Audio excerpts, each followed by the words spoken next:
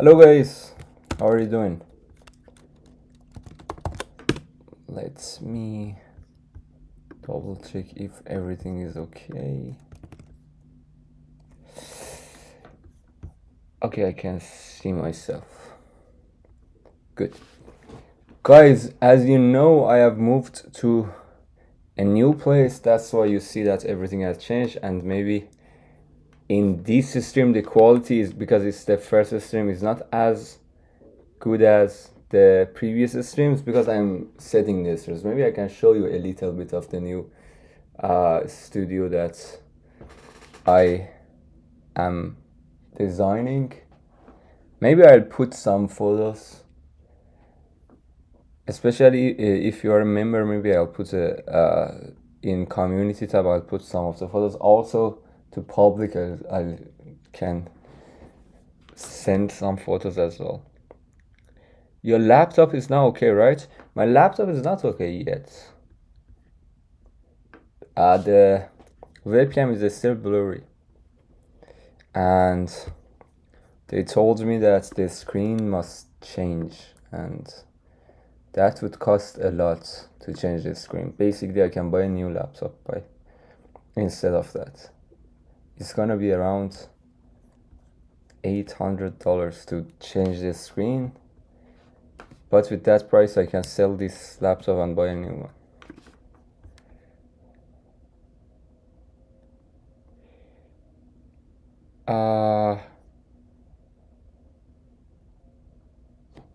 It doesn't look blurry.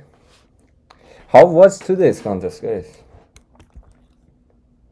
Did you enjoy it?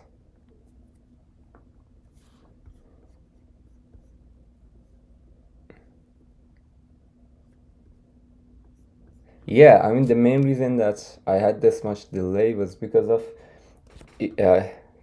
I had to decrease the quality by a lot. Now let me show you. Everything is my webcam, not an additional photo. I had to change the settings a little bit so that we can have this stream somehow. Really bad AB, very easy, CD very tough. I read the problems A and B and C and D as well, and maybe I agree with that. A and B at least looked very easy. Are you guys ready to discuss these problems?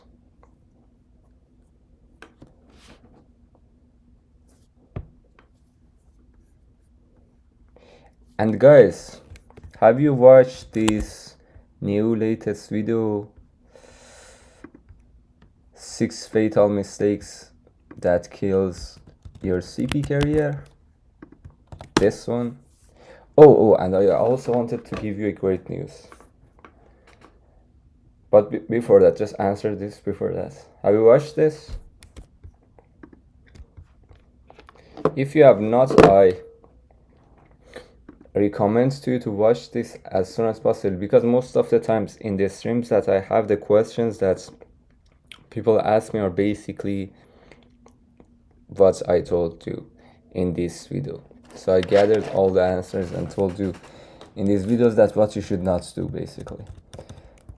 So if you have not, make sure to watch that one, but I guess most of you have watched it. And the great news other than that is that the Discord server is revived now.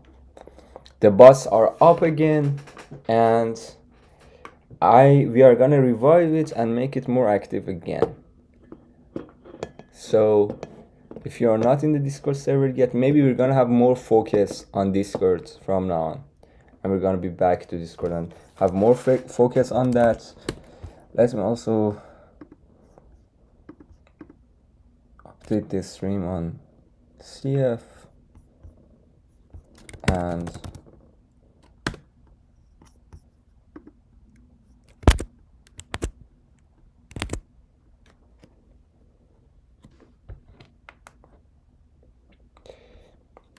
it's not like you can't improve yourself. It's okay that you feel like that right now, but it gets better. Don't worry that much about it. I mean, basically the main point is to keep practicing. That's what everyone else have done as well. The Discord server, guys, is here. Maybe let me tell everyone that the stream has been started. Sign announcement ping. I'm not sure I should write it again, add sign announcement ping, but I did that. Maybe let me write it in the announcements as well.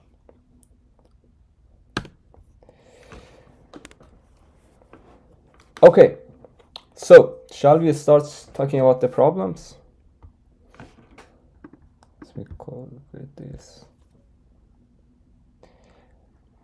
Yes, I got very busy in the last 2 weeks, especially because of this new situation and pressure from everyone, my professor and everyone else. That was a bit hard, but it's getting better.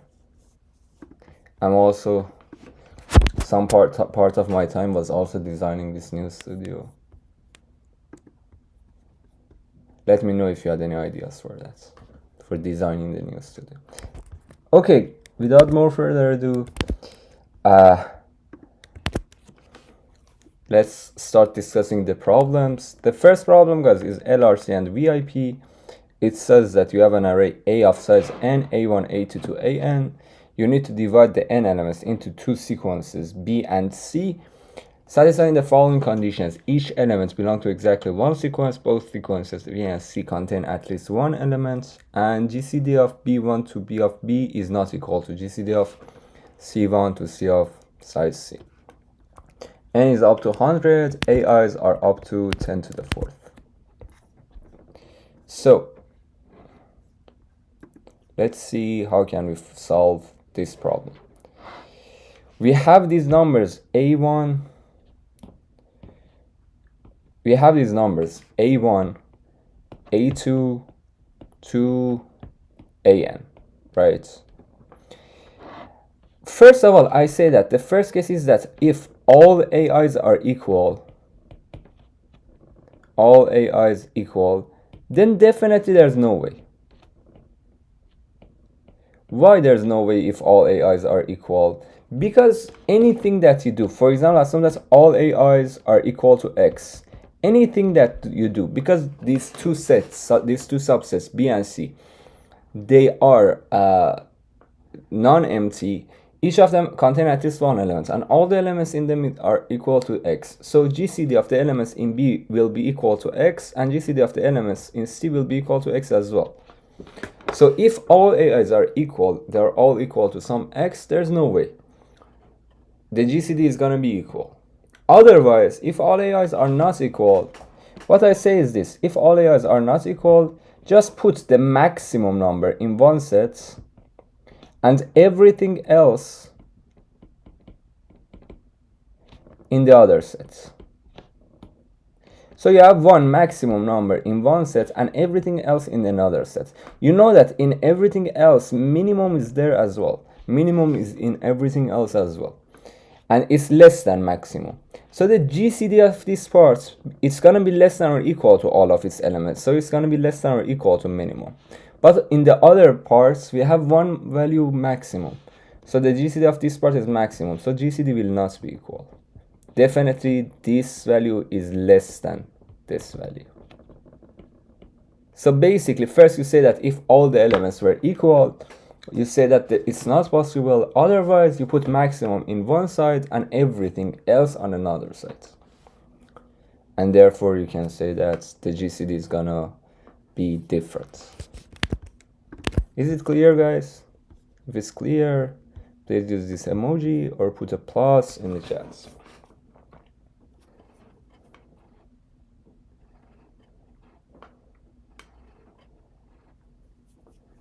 If it is not, also let me know if there's anything that is not clear. Awesome. Accepted.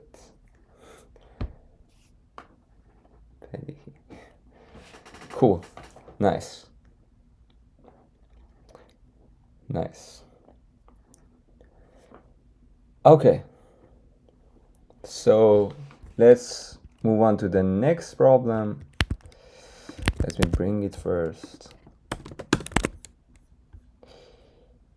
Bro, can you explain the second condition again? Yes. The second condition is that if all AIs are not equal, definitely minimum is less than maximum. If minimum is equal to maximum, it means that all the elements are the same. So it means that minimum is less than maximum. So just put maximum in one set, in one subset, for example, in B, just one number, maximum. And everything else in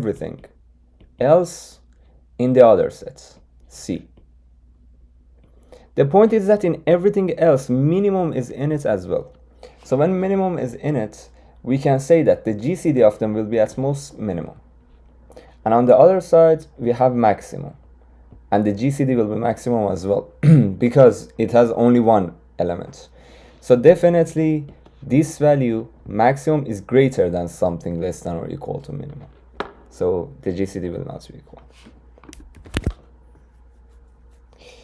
If you want me to show you code, yes, I can show you code as well. Where are you from? As always, my answer to this problem is that, where do you think I am from?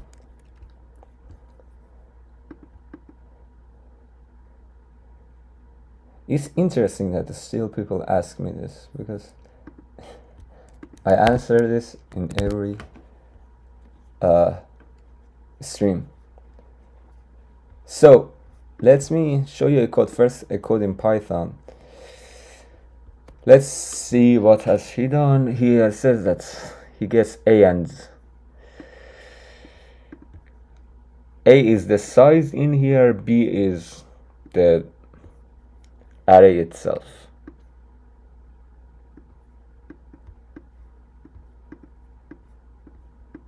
Yeah, so basically what he has done is this.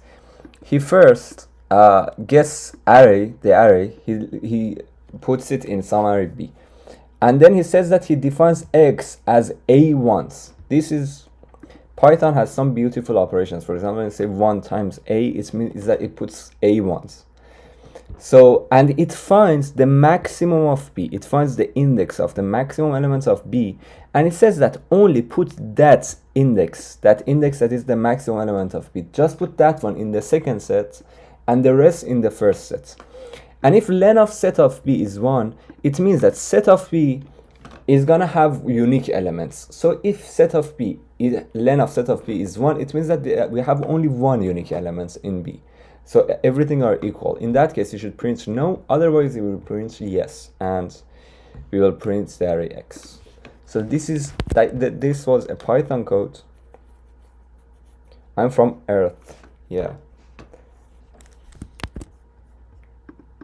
I'm originally from Iran. Right now I'm in the US. I'm studying PhD in the US, but I'm from Iran. So the next solution is in C++. It says that C in A of J is calculated GCD. It seems like it's a more complicated solution. M is going to be GCD of all the elements. If AI is not equal to M, X equal to I.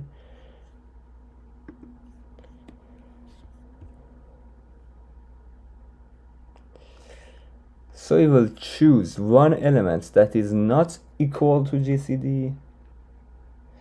That can be proven that is right as well. It can be proven that this problem, this is correct as well. He calculates the GCD and he says that let's find some number that is not equal to GCD. And just put that one in one set and put the rest in another set. If you do that, if you just put one number that is not equal to GCD in one set and the rest in another set, definitely the GCD of these two sets are not equal. Because if it was equal, GCD of the first set is AI. If GCD of the second set is AI as well, then AI is going to be equal to M, because the GCD of the whole numbers, which is M, is going to be GCD of this set and this set. So if AI is not equal to M, definitely the GCD of the other sets is not equal to AI. So if you just find one element that is not equal to the GCD of all the elements, that's gonna, you can choose that one to be as one set and the rest as the other sets. This was also good that we solved, we discussed one other problem. Yeah, maybe in the next problem. I think for this problem, I think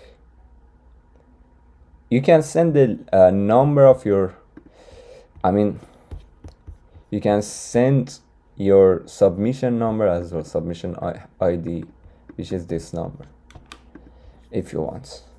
Do you guys want to move to the next problem or continue talking about this problem? Yeah, I think we can discuss the. Yeah. And guys, if you want to support the channel, I would appreciate it if you consider joining the channel from here. Your support can really help us a lot to continue this journey. As you know, we are preparing the course, and I hope that it's going to be really the best. It's going to be definitely the next level compared to all the courses that exist already. I would appreciate it if this channel is giving you any benefits. Consider joining the channel and supporting this movement. Awesome. And interesting emojis. Okay, so let's move on to the next problem then. Let's move on to problem B, apples in boxes. This problem says that Tom and Jerry found some apples in the basement. They decided to play a game to get some apples. There are n boxes and the ith box has AI apples inside. Tom and Jerry take turns picking up apples. Tom goes first. On their turn, they have to do the following. Choose a box I with a positive number of apples and pick one apple from this box. Or if no valid box exists, the current player loses. And also, if after the move maximum of the elements minus minimum was greater than k, also in that case this player loses. So you have to say that if both players play optimally, predict the winner of the game. So first of all, I say that there's a possibility that in the first move Tom goes first. In the first move, if there's a possibility that whatever Tom does, maximum minus minimum, it's gonna be greater than k. Whatever Tom does after the first move, this is gonna happen. In that case, Tom definitely loses and Jerry wins. In that case, if anything that he does after the first move, maximum minus minimum is greater than k. Otherwise, we can show that this condition does not harm anyone. Why does it does not harm anyone? Sharon, does your subscription apply for Sri Lanka? Yes, it applies for anywhere, yeah. As far as I know. Unless in some countries YouTube is banned or something like that. So, if maximum minus minimum gets greater than k, then Tom loses in the first step. Otherwise, this condition does not make any harm for us. Why? Because in each turn, the player can choose the index. No one loses because of this, because it's so dumb to lose because of this. I mean, no one does his movements in a way that he or she will lose after this movement because of this, because that max minus min gets greater than k. Why?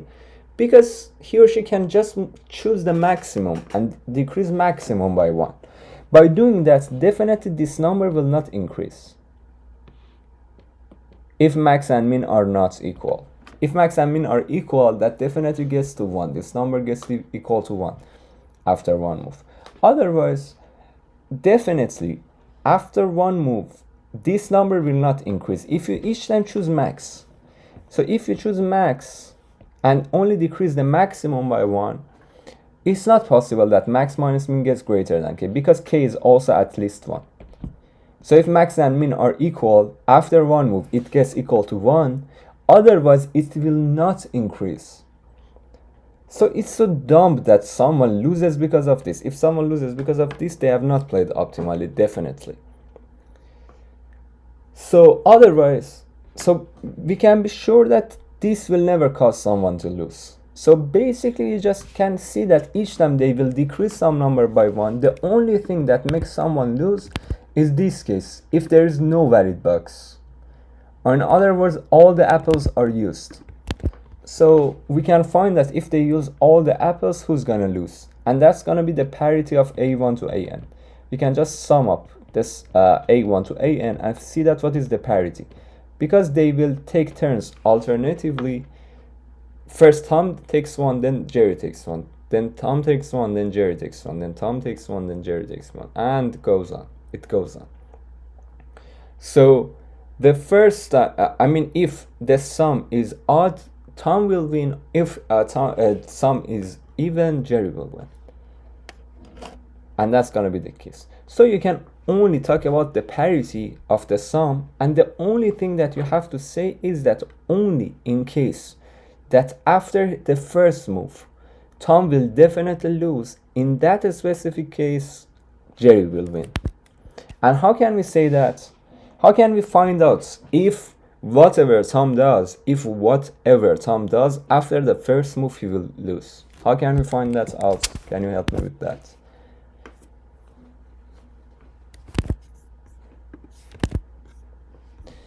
Thank you, Mohit. I will show this.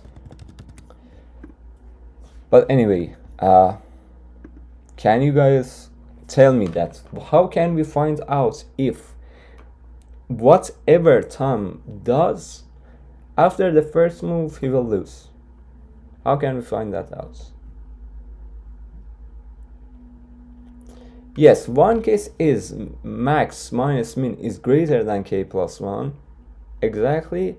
It's also possible that if max minus min is equal to k and we have more than one max, that's also a case. So we can say that after one operation, max can, if we have two maxes, two elements equal to max, after the first Tom's move, max minus min will not change. If we have only one max, if we have at least two maxes, max minus min is greater than k. In this case, Tom will definitely lose.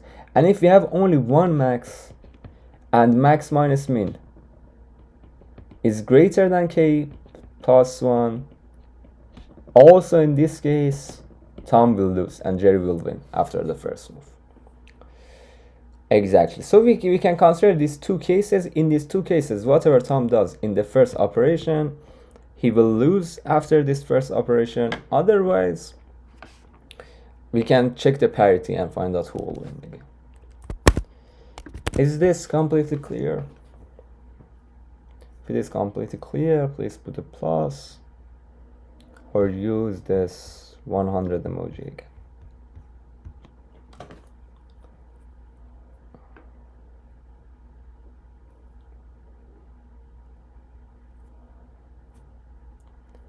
Okay, good. Good. So I'll show you some solutions as well. Yeah, I think we will solve D as well.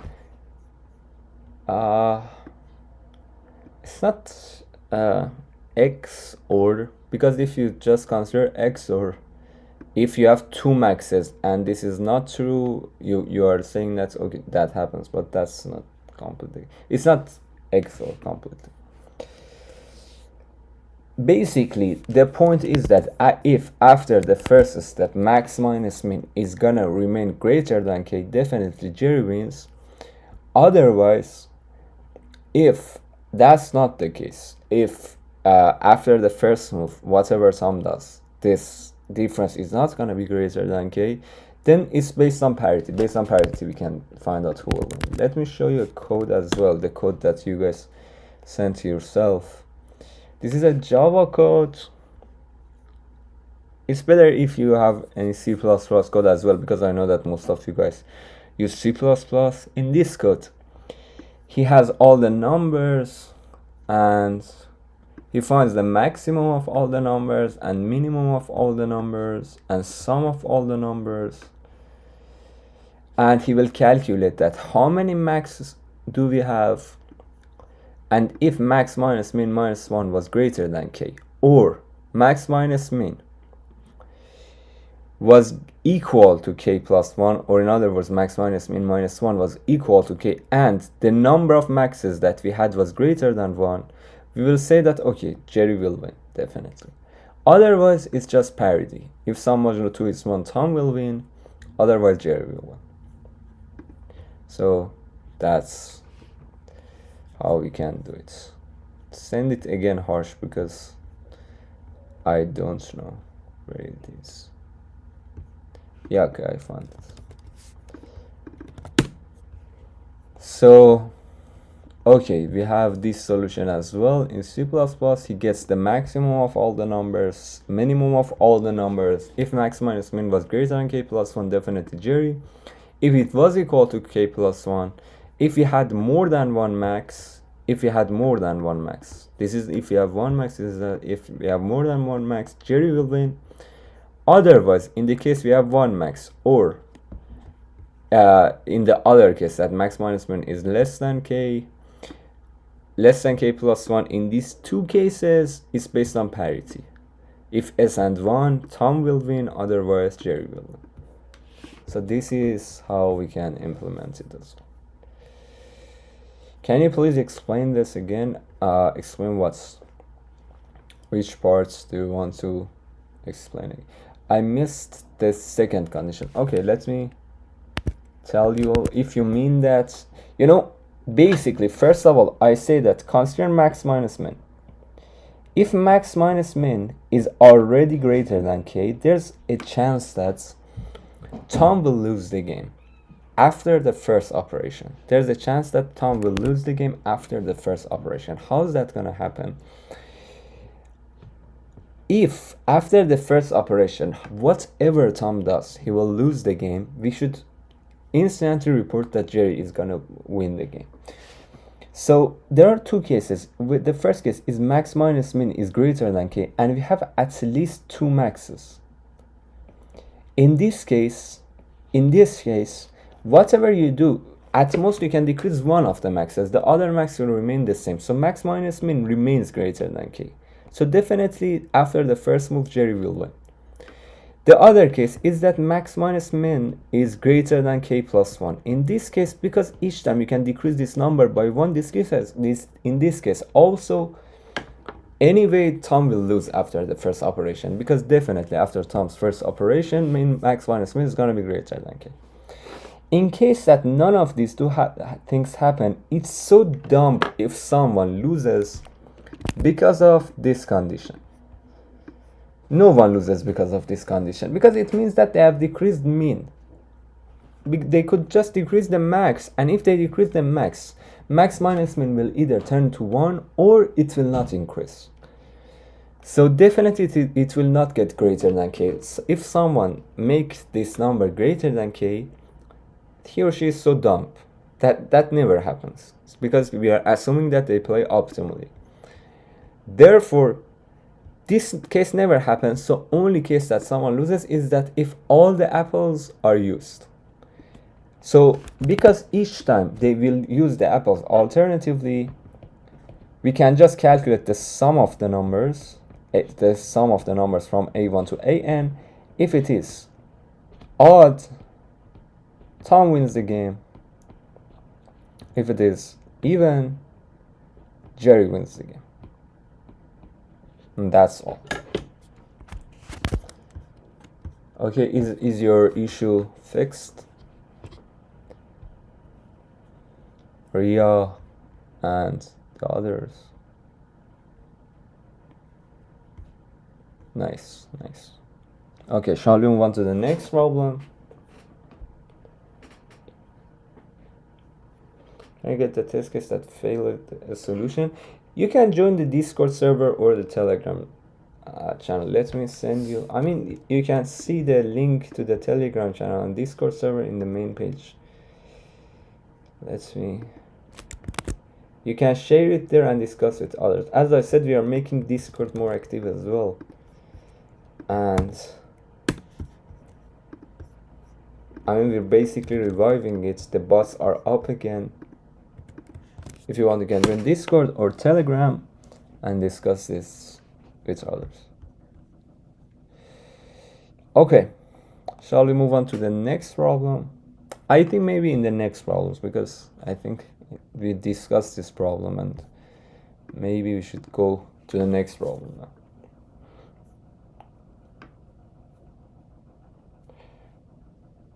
Okay. Hi. Okay, let's move on to problem C. Oh, wait.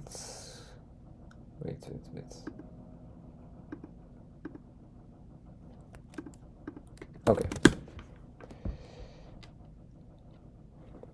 Let's move on to problem C. I quickly read problem C. Let me see it again. It says that you are given an array A1 to AN of length n and a positive integer k, but some parts of the array A are missing. Your task is to fill the missing parts so that the maximum subarray sum of A is exactly k, or reports that no solution exists. Formally, you are given a binary string S and partially filled array A, where if you remember the value of AI, Si is equal to 1, and you have the real value of I, otherwise Si will be equal to 0 and AI will be 0 too. It means that we don't know what the number is. All the values that you remember satisfies AI at most 10 to the 6th, but the numbers that you will write for the numbers that you don't remember can be up to 10 to the power of 10 to the 18th. You have to fill them in a way that at the end the maximum subarray sum will be equal to k. So let's see that what can we do on this problem. As I said, I have not thought about this problem much. As you can guess, I was so busy with preparing the studio and the live stream. Maybe it's better to instantly go and see what the people do. I guess that they have done some prefix sums. So if you can, let's take a look.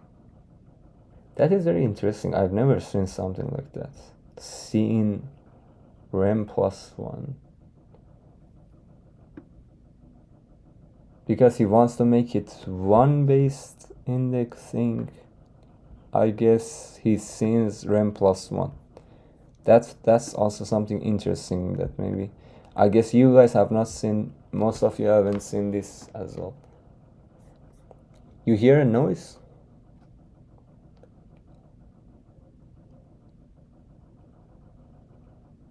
I guess it makes sense because you hear a noise, because there is a noise here right now. But how much are you guys hearing it? It has two reasons. One is that I don't have my microphone yet here set up. I didn't have much time before the stream to set up the microphone. And the second is that, yeah, I have roommates here. Oh, the noise is when I'm switching the tab. Okay, so you're not hearing the noise that I'm hearing right now. Good. So Li is maximum of Li minus L of I minus 1 plus dt of I and dt of I. Okay. So he has the values. Okay. So he has the values. L of I is basically the minimum prefix sum that you can have at index I. R of I is gonna be maximum of R. Okay, and R of I is the maximum, is the minimum sum that you can have in the suffix from I to N. I will explain them in more detail. So Li is minimum sum of the prefix of length I. R of I is the minimum sum of the suffix starting from I. And it will have a 4 I from 0, 1 to N. If rem of I was 0, dt of I is going to be maximum of k minus maximum of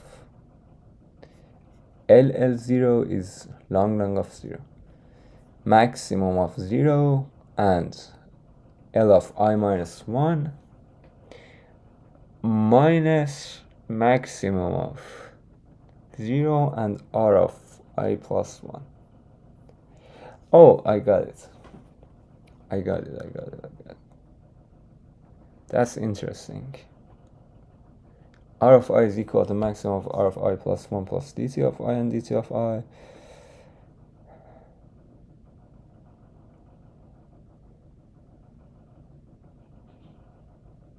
Best equal to maximum of best and R of I if it's equal. Okay.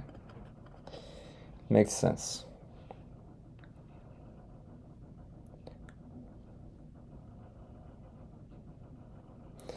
Okay. Let me tell you that what problem is saying, what this solution is basically saying. Why were you not doing for contests editorial? What do you mean? I didn't. Oh, you mean that recently I didn't have editorials? Because as you can see, I have changed my place, and even right now that I have this live stream, I have it in not a very good condition, as you can see. Many things are not set up yet. Okay, let me tell you that what he has done. It was interesting. So basically you have n elements, a1 to an. Some of them are not set yet. At the beginning, he sets them to the minimum possible value. All the ai's that are 0, he will turn them to negative 10 to the 18th. Okay, so first of all, he will set all the values to the minimum possible they can be. Is it clear? So at the beginning, he sets them equal to the minimum they can be. Then he defines two arrays, R of I and L of I. R of I is equal to the maximum sum that we can have starting from I going rightward. And L of I is another DP that is the maximum possible sum we can have starting from I going leftward. Okay, so L of I and R of I is the maximum possible sums we can have starting from I going rightward or leftward. This is a very common DP idea. If you have not watched yet, I recommend to you to watch the DP topic streams that I've discussed similar ideas. How these LIs and RIs are calculated? In here, he says that LI is equal to maximum of L of I minus 1 plus this value or this value. I mean, we say that starting from I, going leftward, what is the maximum sum I can have? Either I only keep this element, or I will go leftward further. I mean, I will have I minus 1 as well. If I have I minus 1 as well, L of I minus 1 will be added to dt of I. So basically, when you want to calculate the maximum sum starting from I going leftward, it's either only this value itself, then it's gonna be the number I, or it has I minus 1 as well. If it has I minus 1 as well, it's gonna be the ith value plus L of I minus 1, the best that we can have starting from I minus 1. The same thing happens for when we want to calculate the maximum sum if we go rightward.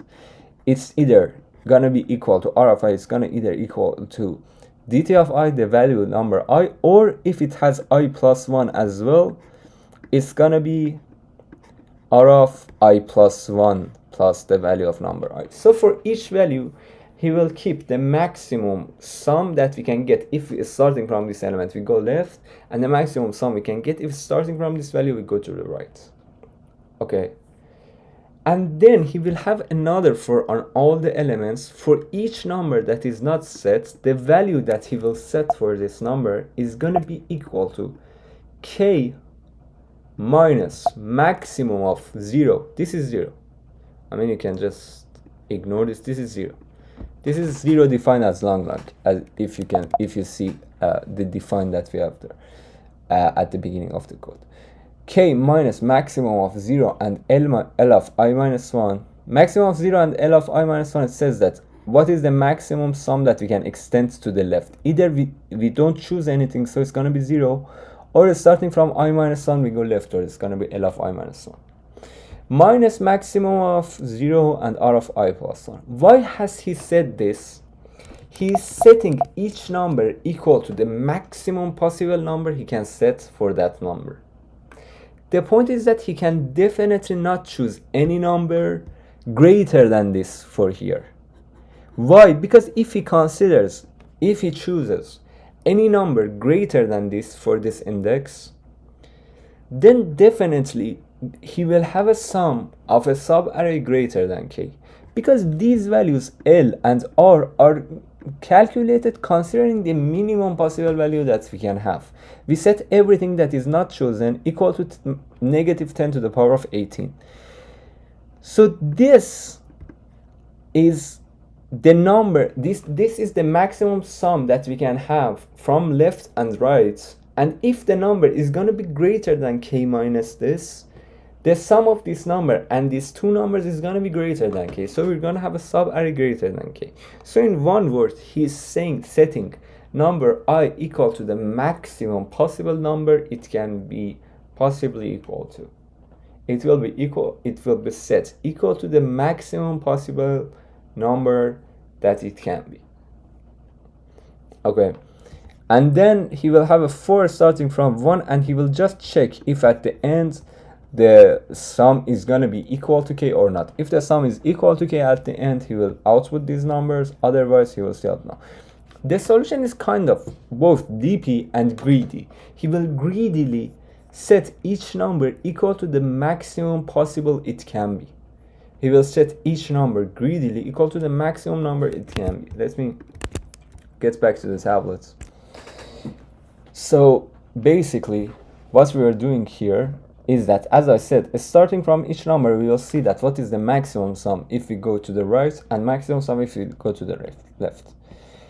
Let's consider some elements. We want to choose its value. We know that if its value is x, we know that if its value is equal to x, we want to find out what is the maximum possible sum that we can have containing these elements. We have two parts. One part to the left of this x, one part to the right of this x. They are independent, and independently we want to maximize each one of them. We want to find the subarray that x is in it and its sum is maximal. Its sum is maximal. So how can we find that these two parts are independent, the part to the left of x and the part to the right of x? To the left, we either choose L of I minus 1, which is the maximum sum that I minus 1 can have going to the left, or if that number was negative, we just choose 0. We will not go leftwards because we want to maximize this number. So this number will be equal to maximum of 0 and L of I minus 1. And then we want to find out the maximum sum that we can have rightwards. So this is also going to be either we have I plus 1, so it's going to be R of I plus 1, or we will not choose anything. So this is also going to be maximum of 0 and R of I plus 1. This way you can find out the maximum sum that x can be in it, considering the worst possible array, because in this array we set every element that is not set equal to negative 10 to the power of 18. This is the least possible value they could be. Okay, so now considering this, he will find out the maximum possible number he can set for each position. Okay, he will consider the maximum possible number that he can set for each position, and he will find the first position, the first position that is not equal to 0. The first position that is equal to 0, the first position that is not set. He will see that what is this maximum sum that he can get from each side, and he will set this number equal to k minus the sum. Assume that this number is a, this number is b. He will set this number equal to k minus a minus b. If this number is k minus a minus b, and this is a, this is b, the sum of these three numbers is going to be equal to k.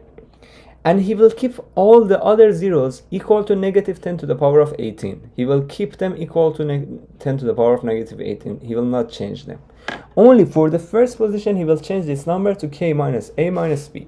So the main idea is that he will set everything, he will keep everything else equal to negative 10 to the power of 18, and for one of them he will set it equal to the maximum it can possibly be. And this way we can say that this number is gonna be the maximum total sum is gonna be equal to k for the maximum subarray. If you take a look at the outputs, you can also see it in the outputs. He will just change one of the numbers. I mean, in the outputs that he has, you can see that he will just change one of the numbers. The rest of them, he keeps them equal to negative 10 to the power of 18. So the solution is that he will just, for all of those zeros, he will keep all of them negative 10 to the power of 18. Only for the first one of them, he will change that to some number that makes the maximum subarray equal to k. So the solution is like this. We will make all the zeros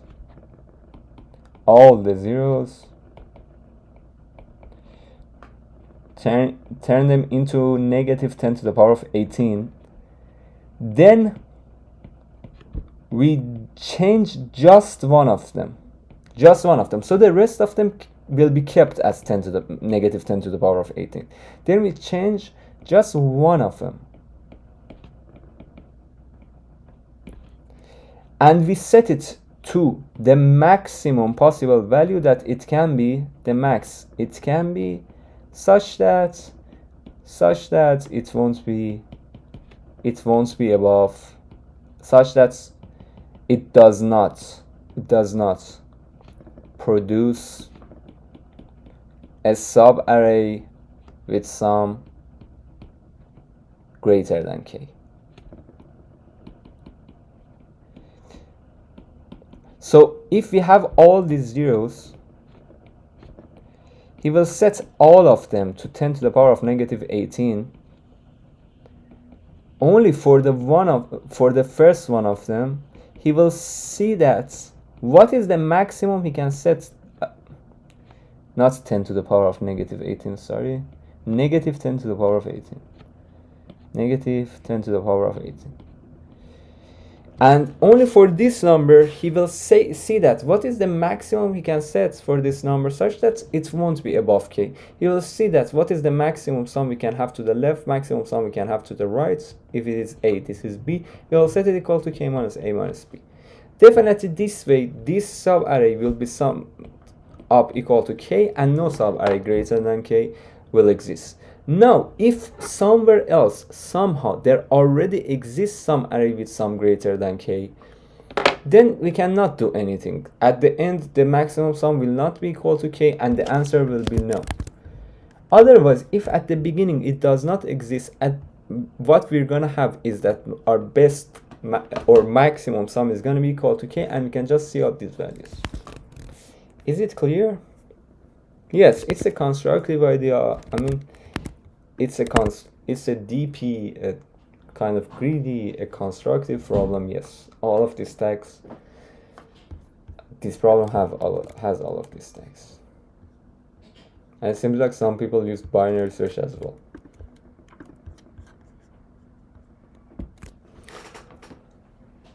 I think that this solution works better than binary search. I think in the binary search solution, also one idea that we can have in the binary search solution is that keep all the elements as they are.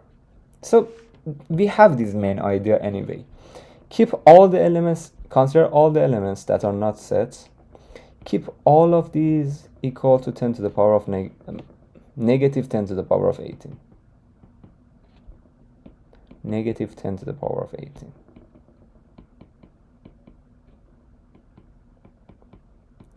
And only for this element, if we want to do binary search, we can also do binary search. We can do a binary search for the first one of them.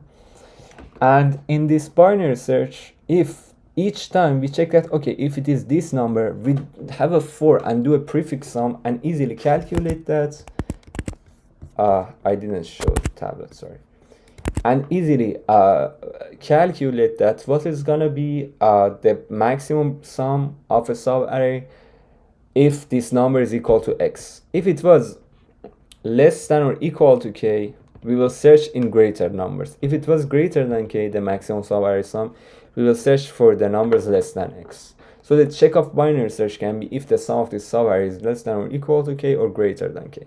So binary search would work as well. We can keep all the other numbers as negative 10 to the power of 18. Only for one of them we can do a binary search on what it will be. But we don't need binary search that much as well. Instead of binary search, we can have a simple VP. We can see that what is the maximum sum we have to the left, maximum sum we have to the right, and we just calculate k minus this minus this. Is this clear? So the main idea is that keep all of them equal to negative 10 to the power of 18, only change one of them. Only change, we control the maximum subarray sum by changing only one of them.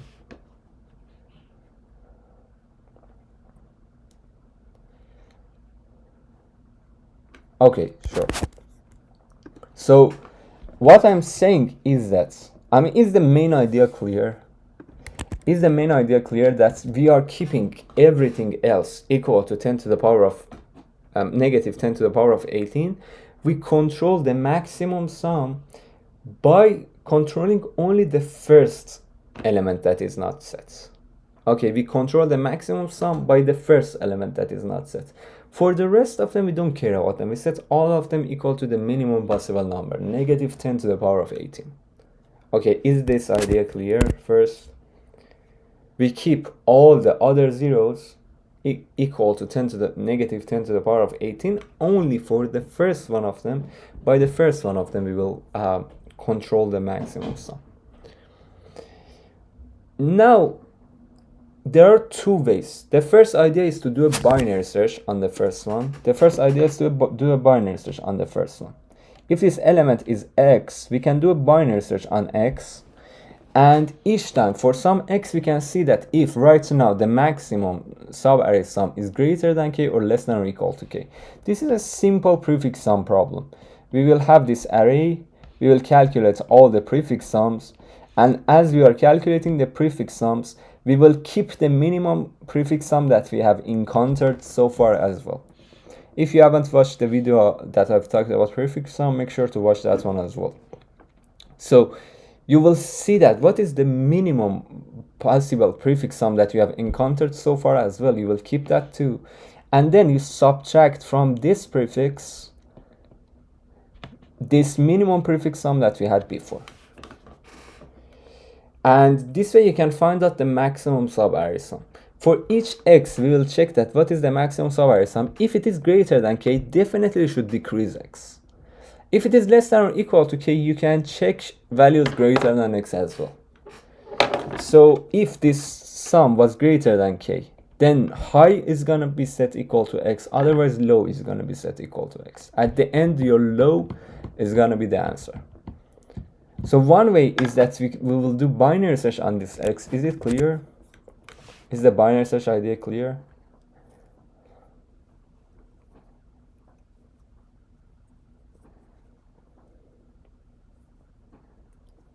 So for the first number, either we binary search also, and we can also, instead of doing binary search, we can calculate it right away. Even without the binary search, we can do it by calculating it. How do we calculate it? We can just simply say that from this number, let's keep 2 DPs. For each number, see that if we go, starting from this number, if we go leftward, what is going to be the maximum possible sum we can build? And if we go rightward, what is the maximum possible sum that we can build? And then from this number, either we choose nothing from here, so it's going to be 0, or we will see that what is the maximum sum we can have from I minus 1. or from here it's going to be r of I plus 1 or 0.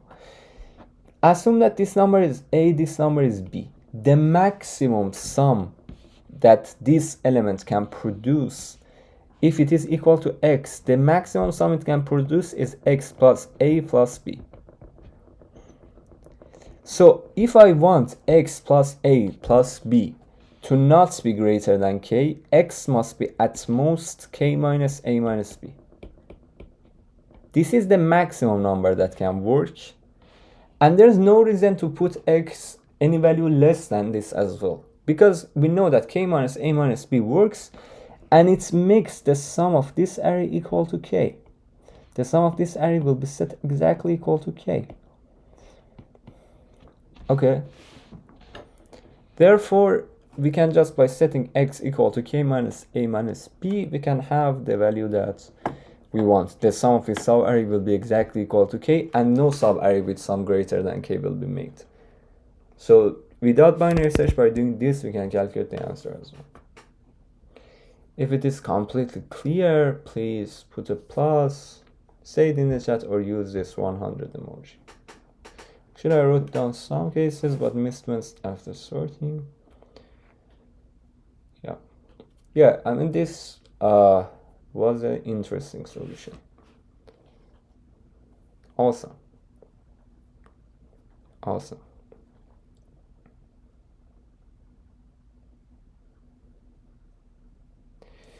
Share code link. Yeah, sure. This was an interesting code by Al-Sofila. Today's entire contest had very good problems. Nice. Yeah. I liked problem A. I didn't like problem B that much, but I liked problem C too. Okay, so let's now move on to problem D. Problem D.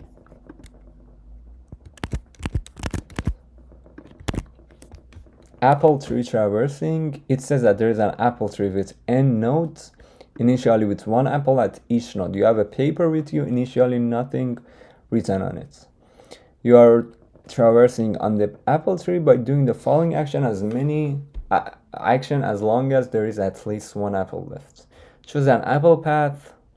UV, a path UV is called an apple path if and only if for any node on the path UV there's an apple on it. So an apple path is a path that from UV that all the vertices in the path have apples on it. And let D be the number of apples on the path. Write down three numbers, D, U, and V in this order on the paper, and then remove all apples in the path. So each time you can choose the path and remove one apple from each one of them and just write these three numbers, D, U, and V. And let the number sequence on the paper be A. Your task is to find the lexicographically largest possible sequence. Okay, so the first thing that we should say definitely is that the first time your D must be the diameter of the tree. It's the best, each time is the best if you choose the path with the maximum possible length, and then the first vertex should have the maximum possible index, and among all those passes the second vertex must have the maximum possible index. Let's for this one right away go to people's solutions as well and see what they've done. This looks like an interesting solution. So what he's done is that first he gets the tree, source as that being as that and greater.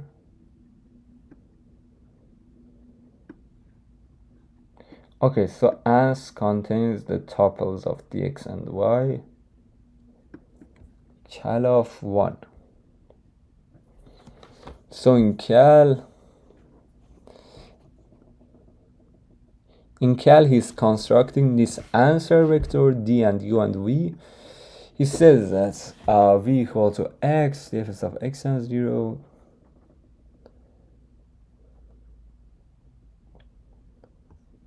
Okay, v equal to x, dfs of x and 0, u equal to v dfs of b and 0.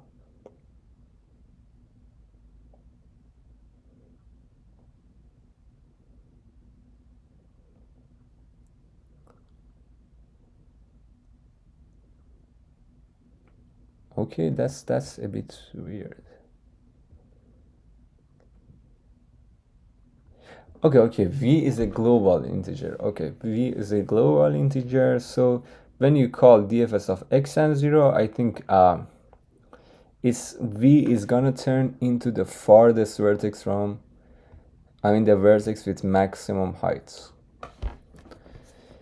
Each time that he's on a vertex, v is gonna be if this vertex has a greatest depth. Okay, so from vertex 0 he finds the farthest vertex and calls it v, and then from vertex 3 he finds the farthest vertex and calls it u. If you are familiar with trees and diameters on trees, you know that this is the main approach for finding the diameter. So that's what he's done as well. From the first vertex he finds the farthest vertex, and then from that vertex he finds the farthest vertex again. So now u and v is the two vertices that have the diameter. And then he says that for k equal to v, k equal to f of k, each time we will go to the parent of f of x is the parent of x. And the parents are updated from vertex u now, because the second DFS is from the vertex that is stored in u now. So from v, he will each time go to the parent of v, and he will ban all the vertices there, and g dot push back k all the vertices, d equal to depth of v,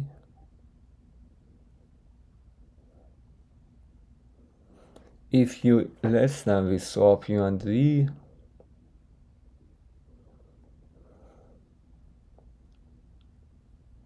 for y over g. Okay, g are the vertices here, and okay, that's interesting. So he will then solve each of the parts independently. The interesting thing that he's saying, yeah, it makes sense. It makes so much sense.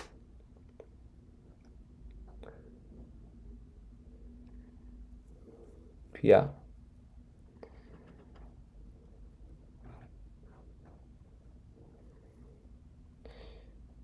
But there's only one thing that I'm worried about.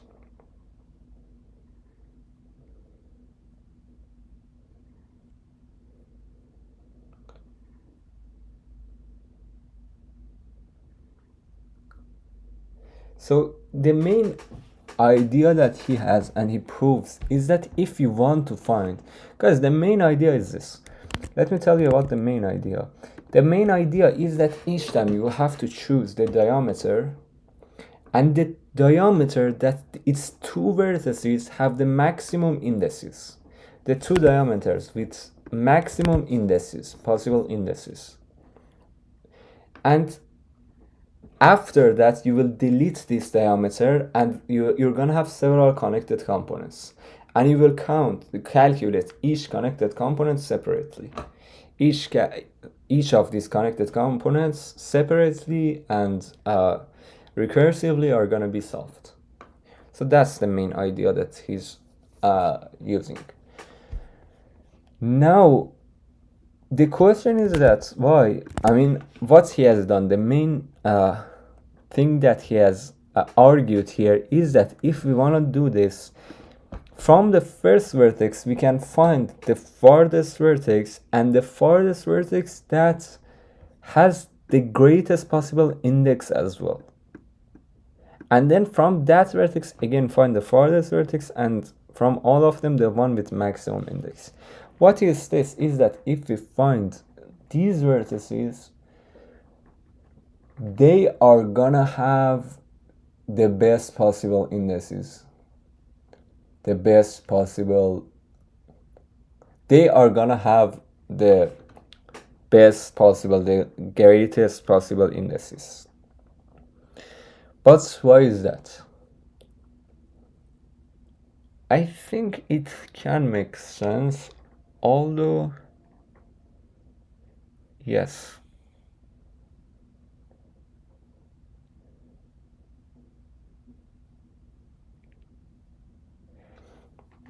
So the main thing that we have to prove is that if you want to find, let me tell you that what is the thing that you have to prove, so that if we prove this code will be correct.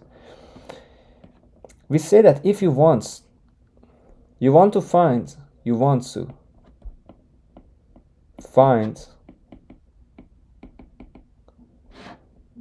the lexicographically maximum diameter. We want to find the lexicographically maximum diameter, and he says that to find the lexicographically maximum diameter from one random vertex, one arbitrary vertex, find the farthest one, and among all those farthest one, find the one with maximum possible index.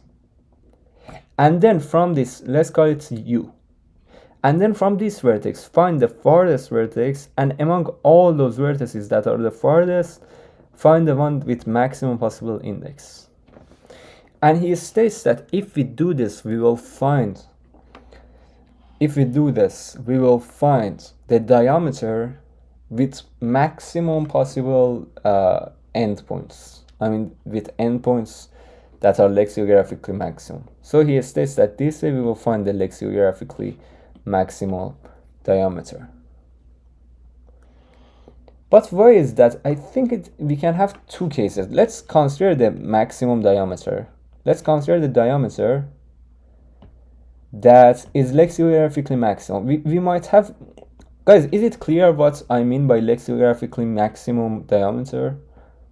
We might have several diameters. For each diameter, let's consider the pair that it makes.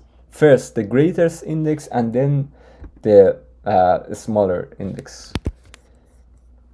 And we say that one of them is lexicographically greater than the other one if first the first priority is on the first number, then on the second number. The lexicographically maximum diameter is the diameter that first its greater number is maximized, its greater vertex is maximized, and then the smaller index is maximized. Is it clear? What do I mean by lexicographically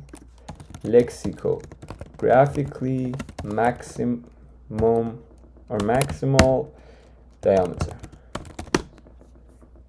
Is it clear what this definition is? Yes, at the end we will take D and max of U and V and min of U and V. I will tell you, after one iteration, when we take this, we're gonna have a path, and we will delete the whole path. And when we delete the whole path, we're gonna have several connected components, and each connected component will be solved recursively. I will talk about that afterwards. But for now, is it clear that what lexicographically maximum diameter is?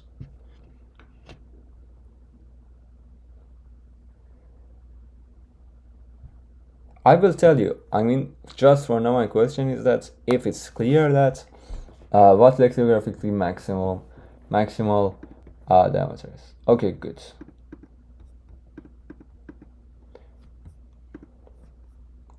So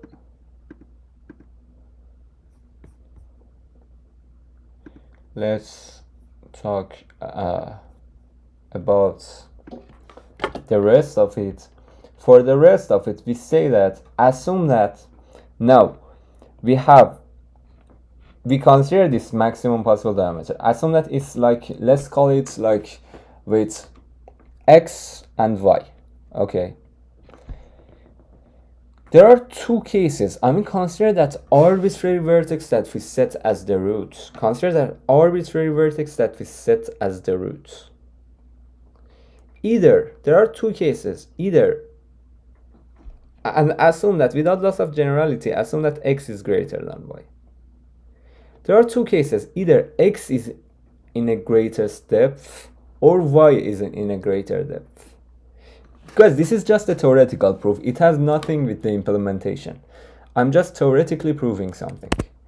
I'm just theoretically proving that if from the roots you find the farthest vertex, and among all of them the one with maximum index, and then from that vertex find the farthest vertex, and among all of them the one with the maximum index, you're gonna have the lexicographically maximal diameter. I'm proving this theoretically.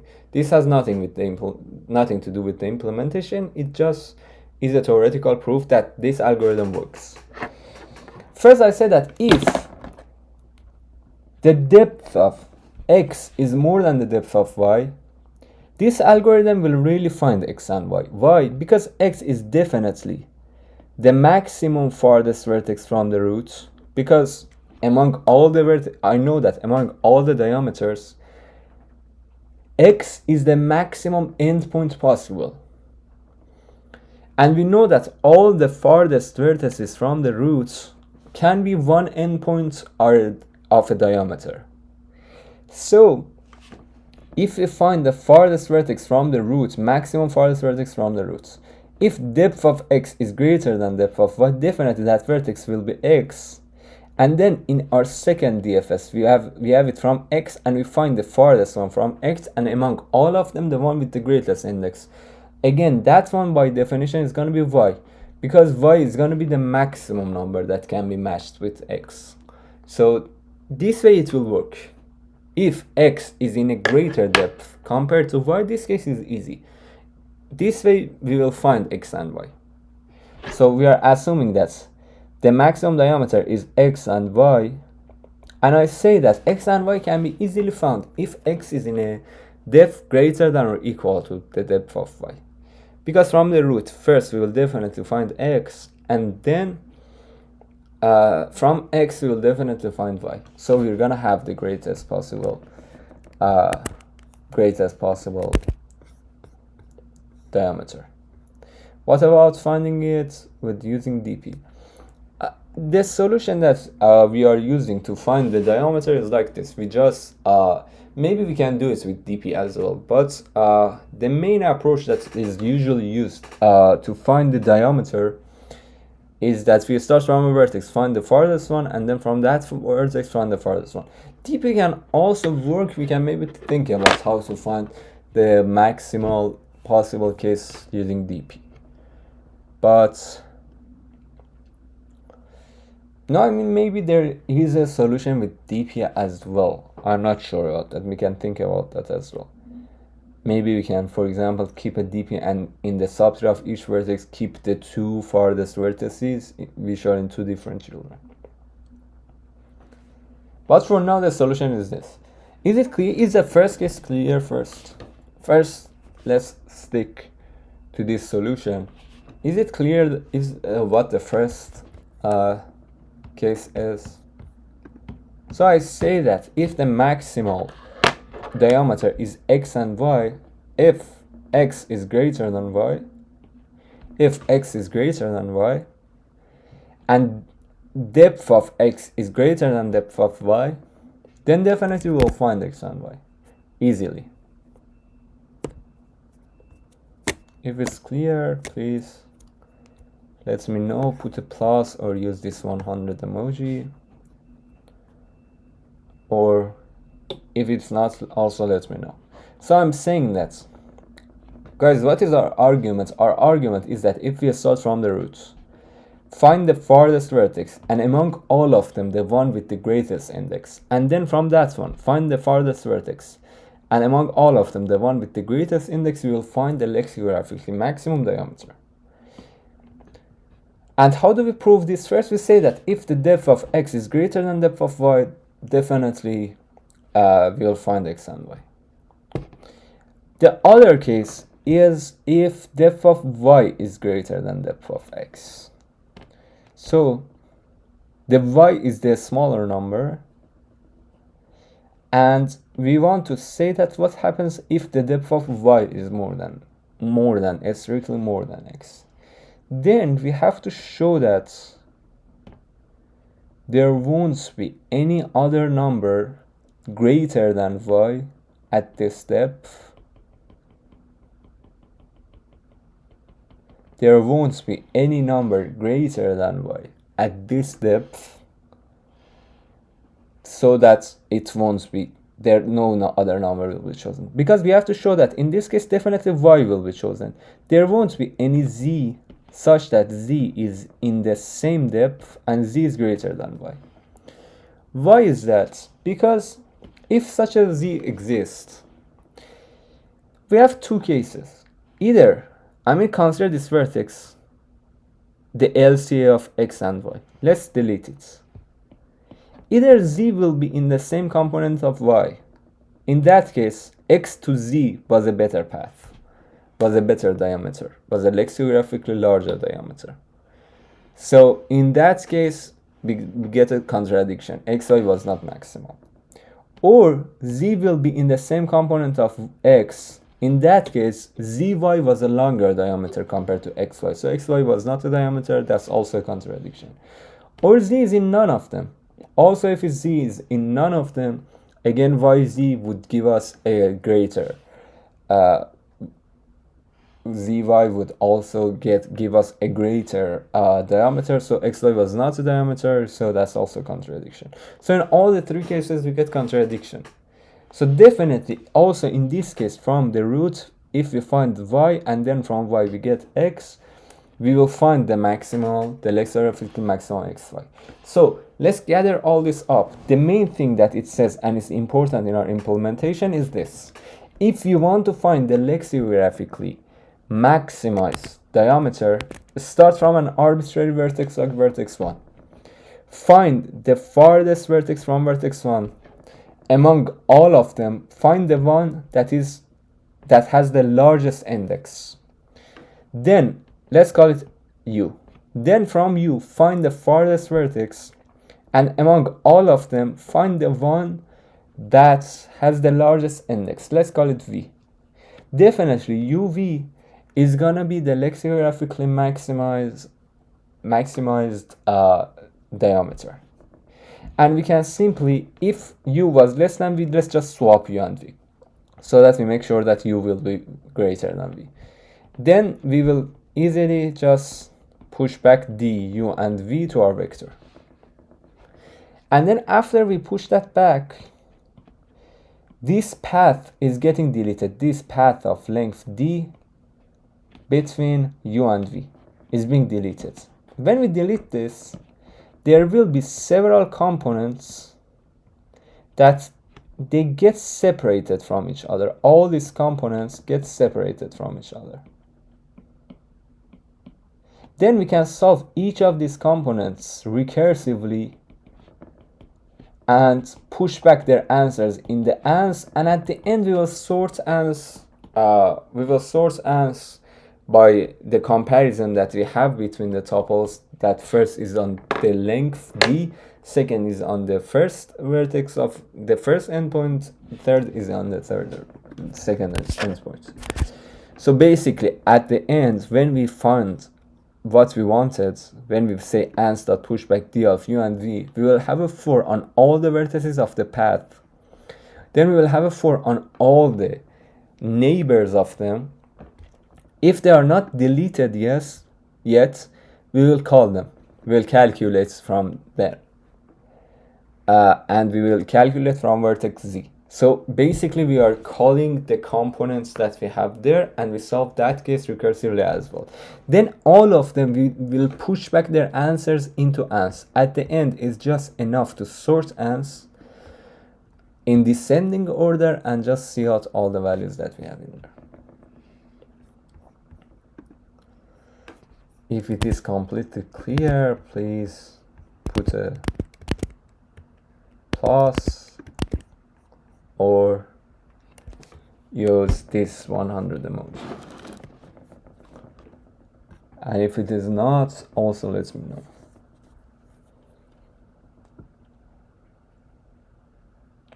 What do you rate this problem? Yes, I think 2000 makes sense. Yes, I can repeat, definitely. I can definitely repeat.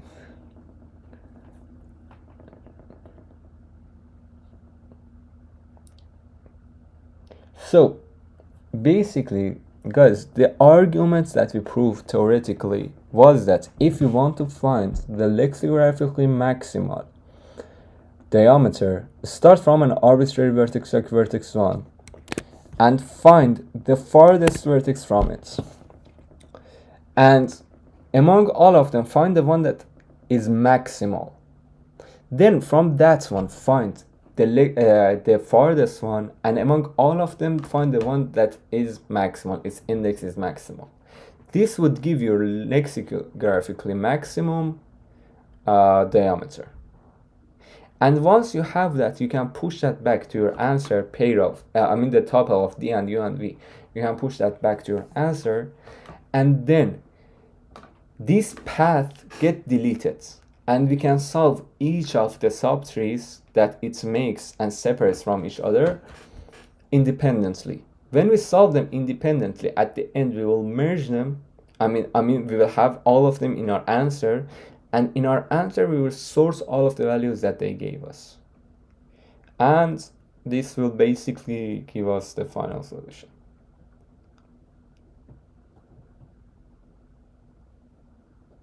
Is this clear now?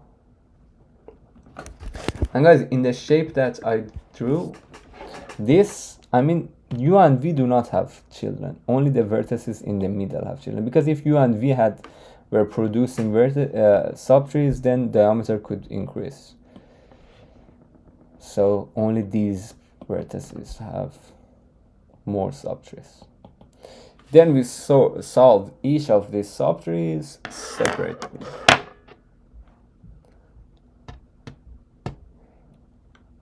Okay, and now the question is that what is the time complexity? That is a good question.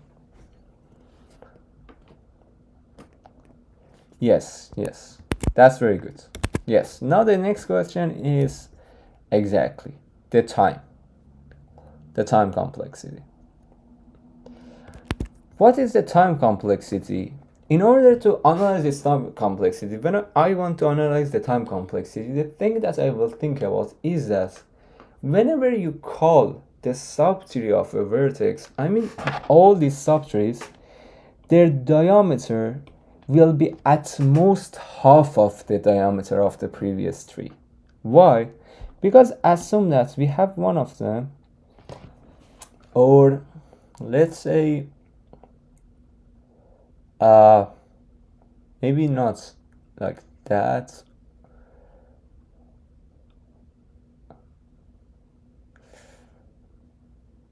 Maybe we can say that, yeah.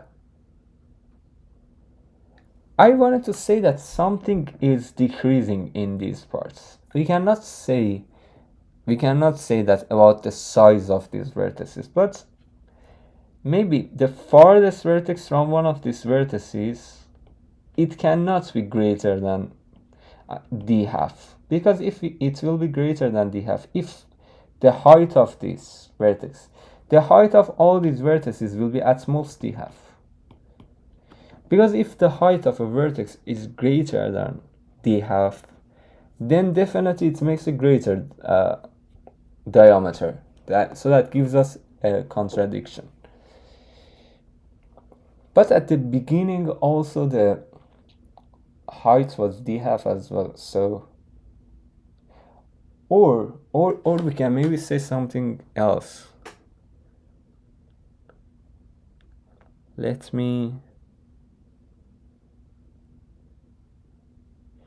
We can also say something else.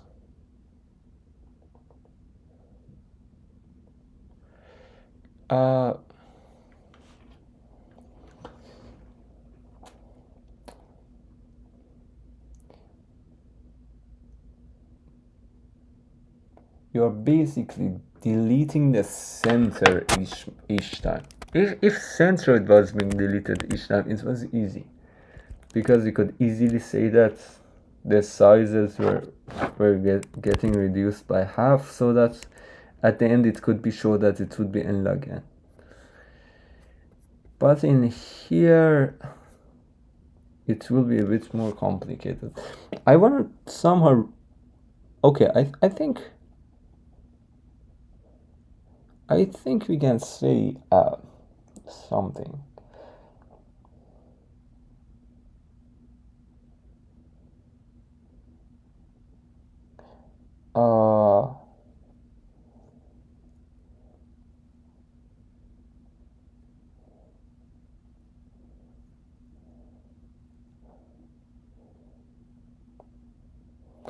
Guys, the main idea, the main thing that I'm thinking to show in here is that I'm trying to say that something is happening in the components that are getting produced. Something is happening such that in total they won't be too much operations. So that's what I'm basically trying to do. That's what I'm thinking about. Let me see.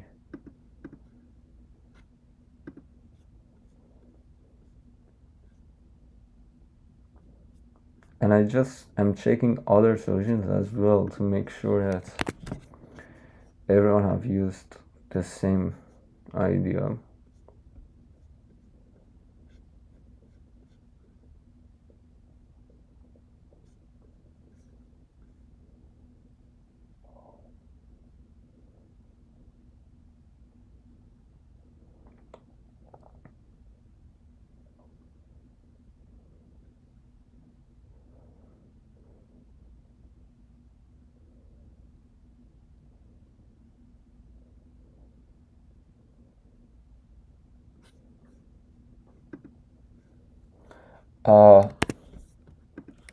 Yes, I think it's the main idea. There can be multiple diameters with different components less than the half. What do you mean? So I'm not available. I could be.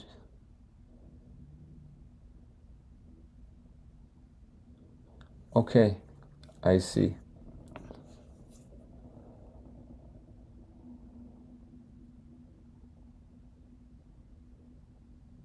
I didn't understand completely, David, what you mean. But okay, I get it. So, guys, definitely the diameter decreases, but only saying decreasing is not enough. Again, this is some theoretical proof. This problem is full of theoretical proofs. I want to theoretically prove that the time complexity won't be much.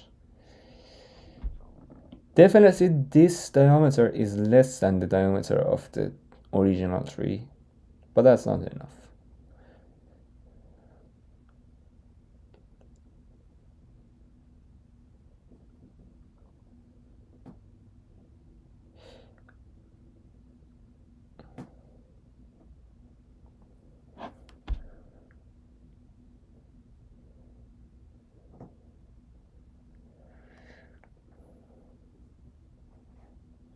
What is the worst case that we can have?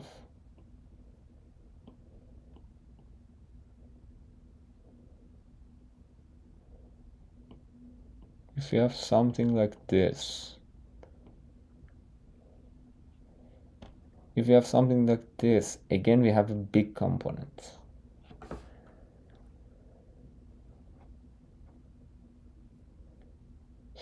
Oh.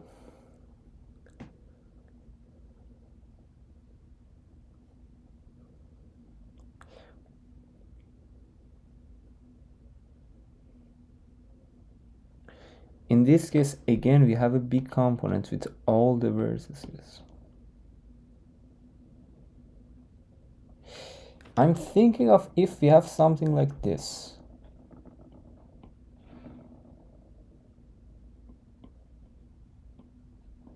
And then this. And then this. I mean a graph, if we have a graph like this, and if it goes like this. What I'm thinking is that this way, each time the diameter that will be chosen is this vertex, and we will move forward. Again, the next time the diameter will be this, and the rest will be called recursively. Again, we have this component and the rest will be called recursively. Then we have this as diameter and the rest will be called recursively. I think in this case it will be of n squared if I'm not wrong. So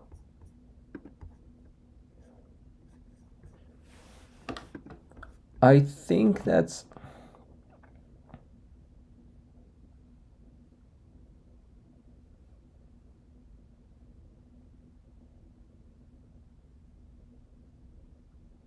oh yes, but it's not going n times this way.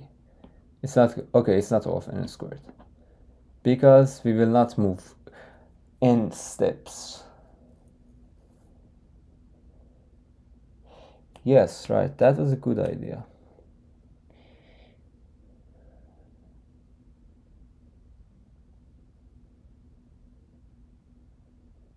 That was a good idea.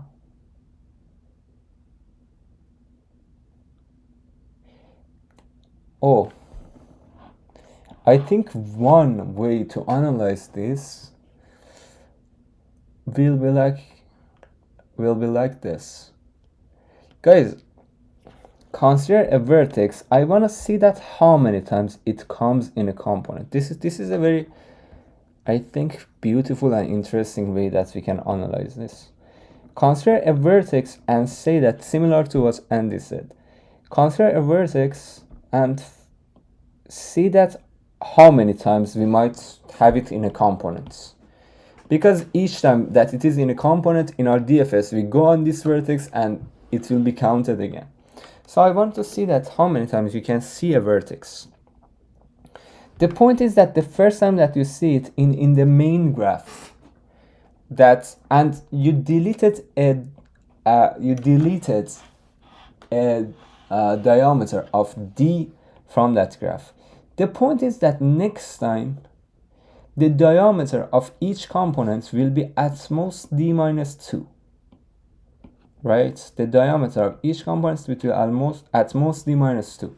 Because if it's more than that, if it is, for example, d minus 1, then with this vertex will be d, with this edge it will be d, and it can go to at least one of these two directions and it will be more than this. So this is a contradiction. So each time the diameter decreases by at least 2, right? So the first time that this vertex is in a component, the diameter of that component is at most is d. The next time, and these d vertices get deleted then. The next time that this vertex is in a component, the diameter of that graph is at most d minus 2. The next time is at most d minus 4. And so on. And we know that the sum of these numbers, let's call it a1, a2, to ai. And it's not even important that it is d minus 2 and d minus 4. We can say that it decreases each time.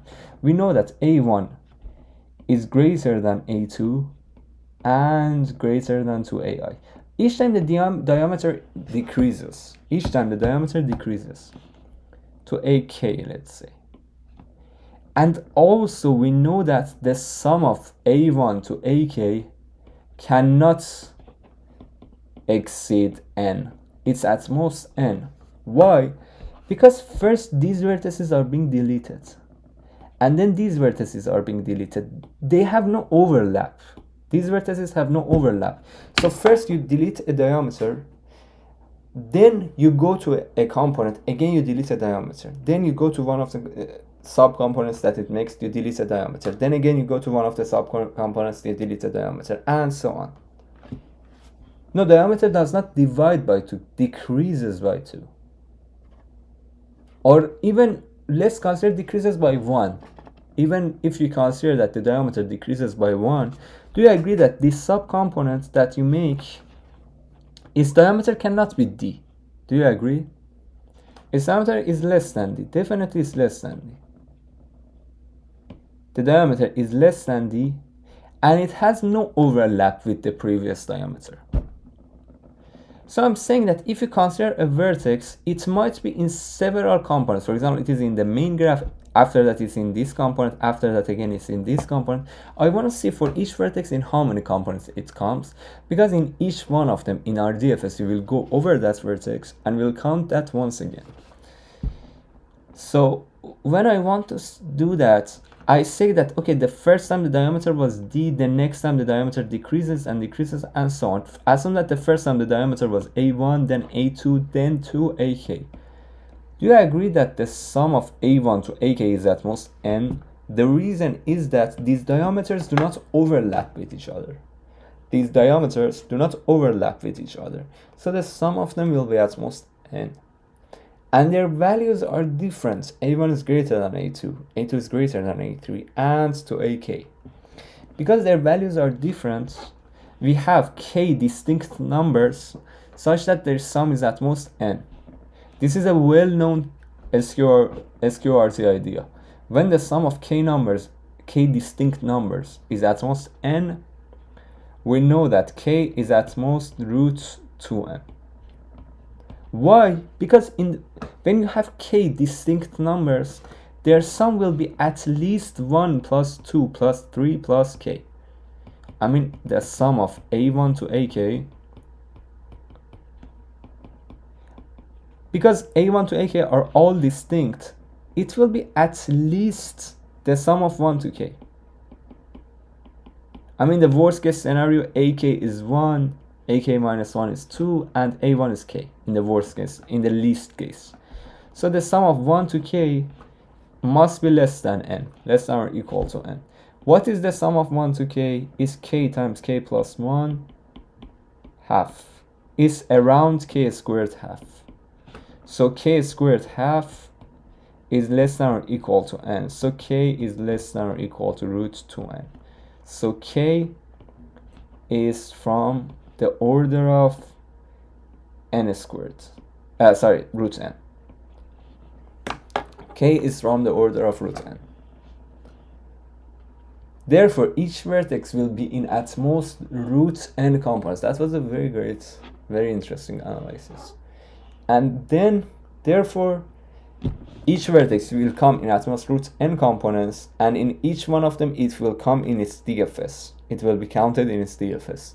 So the effect that the total contribution of each vertex will be at most root n. So the total time complexity will be of n root n. Let's say. This is one analysis that shows that it will not be of n root n, and I think we have an example of n root n as well. This example that I talked about, it was an example of n root n. Because each time you delete a vertex and you will go to a component, to this component again, and then again you delete this diameter and go to this component again, and again delete this diameter, go to this component again. If you take a look at it, you can see that this process will continue at most root n times. I mean, each time root n times we delete the diameters. Why? Because again, there are distinct numbers, the sum of them is at most, there are distinct numbers, we have O of root n of them at most. And each of them, the DFS, we can assume that it's around O of n, and therefore it's going to be O of n root n in this example. So I think that it's going to be O of n root n. Is this clear? If it is clear, please put a plus or use this emoji. I know that this problem was very harder than the previous problems. All its parts had theoretical proofs. And thank you, Andy, for talking about the idea of root n. Awesome. Awesome. Okay, guys, great. I'm happy that in this situation I could have the solution discussion. Hopefully we're gonna have more solution discussions, and from now on and we won't miss anything else. If you guys are looking for this doing a streaming on this channel, feel free to do that. Just message me on Discord. If you wanna stream CF contests or lead code contests or ad coder contests. Your rating should preferably be at least candidate master, and you should be proficient with English. I mean, feel confident of doing a stream with English. If you want to do that, message me on Discord. I would definitely consider you, because we want to create a team of streamers so that we don't lose any contest anymore, and we can stream all of the contests for you guys. So we are constructing this team now. If you want to join it, message me on Discord, and I would love to have you on the team. The next contest is in 6 days, so there's so much left till then. We're gonna have topic streams from this week as well. Okay guys, thank you for joining the stream today. I think for today we could just do the first four problems, but still, considering the situation, it wasn't bad. I hope that you enjoyed the stream today and you learned from it. If you have not any specific questions, I'll see you guys next time. Thank you for joining. Bye bye.